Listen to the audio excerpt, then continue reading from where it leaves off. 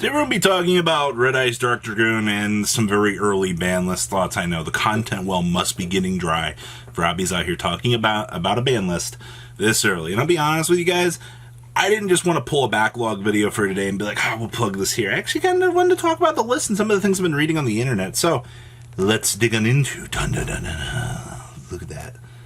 Look at that. Ooh. Dragoon and some other interesting things, shall we?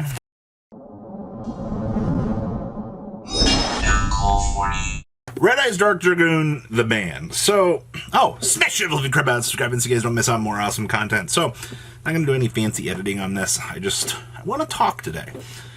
So, Red Eyes Dark Dragoon, what's up with this card? How's he doing? Oh, I think he's doing great, actually. So, when was the last time this card mattered in our format? Anybody? A month? It did well at a couple VIP qualifiers. Those count? Tops every blue moon is like a sub package in another deck. But question is, how relevant is this card still today? Oh, against Rogue, this card's a massive blowout. Okay, sure. Okay. Does the card hinder new player entrance into the game? I mean, we live in a world where Yu-Gi-Oh's online at the moment, technically, until later on. So we have to ask ourselves, how much are the cries of people wanting Dragoon to get banned really going to matter? So here's my 2 cents on this, okay?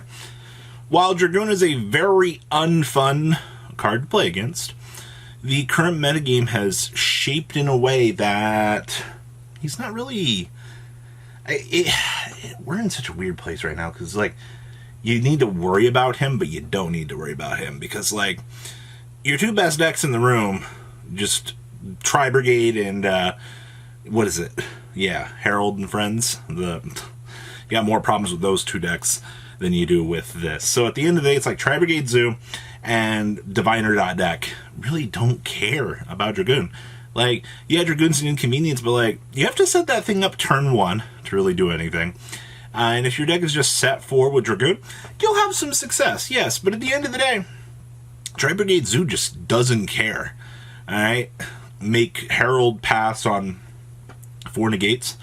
Doesn't care. Alright? Like, nobody cares about Dragoon. Also, with Zeus running around as a giant threat in the format that just knocks Dragoon off of the field at any point in time, like, any Zodiac monster outset. Like, but that's where we stand right now. We still have people over here, and I still think that Dragoon is an annoyance.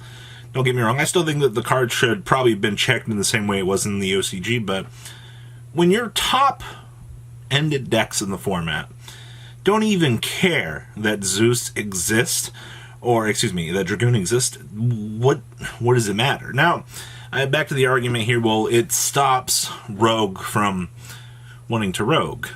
And, I mean, it does. Like, let's be honest here. Cyber Dragon, I mean, yeah, they can bait some negates on it, out it. Ultrageist kind of has a hard time with it.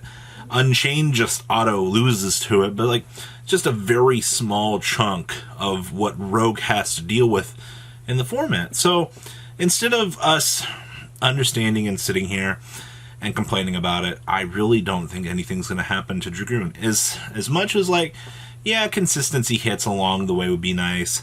Yeah, Verte hinders future card design, which, I'll be honest with you, I'm still not a big fan of Verte in the game.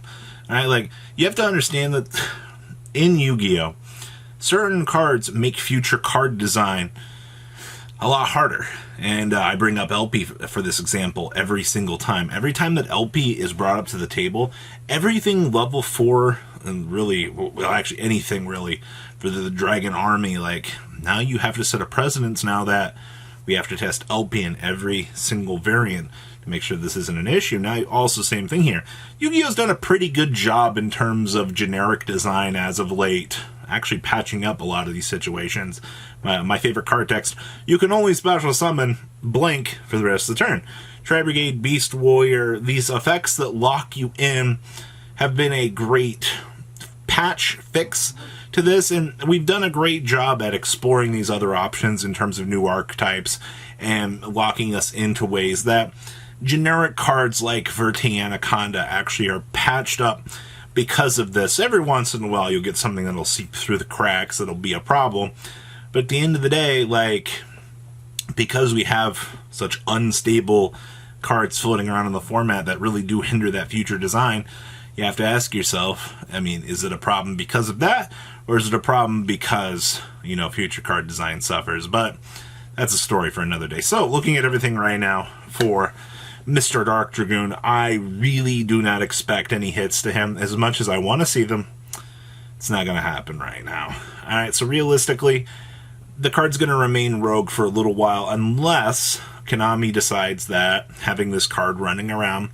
at the lower tables is that much of an hindrance to Yu-Gi-Oh! Players, because gatekeeping in lower tiers is actually a thing. I don't know how many of you guys actually kind of pay attention to some of that stuff, but you have a card that runs around that oppresses in the lower tables at events and kind of makes things unfun. Granted, you know, the top end things. At least you can technically play against Tri-Brigade Zoo. Diviner and friends, aka Herald, with 5 negates because we discarded the Ava. It's a story for another day. Now, one other thing I want to talk about in this video here.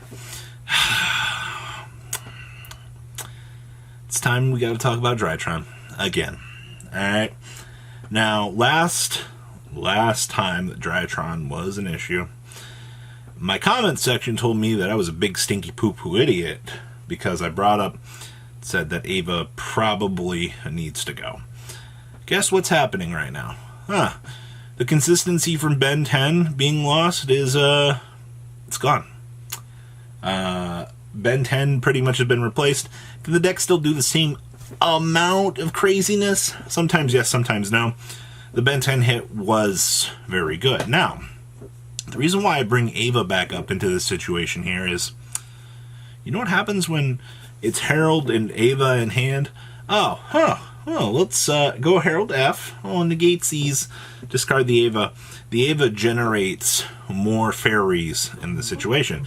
You can make the argument here that, oh, well, you know, maybe we should just ban the Herald. No, you have the little baby Herald at that point. What kind of situation do we really find ourselves in here if we go after the Heralds? There's no point, all right?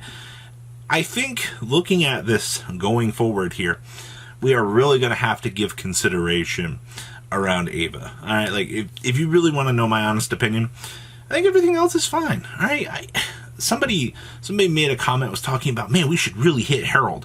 And I was like, well, first up, Diviner's new. Second up, if you're talking about Herald of the Arclight, like, I don't think in that regard that we need to do anything about that. I don't really want to hurt Necros. Necros isn't really doing anything here.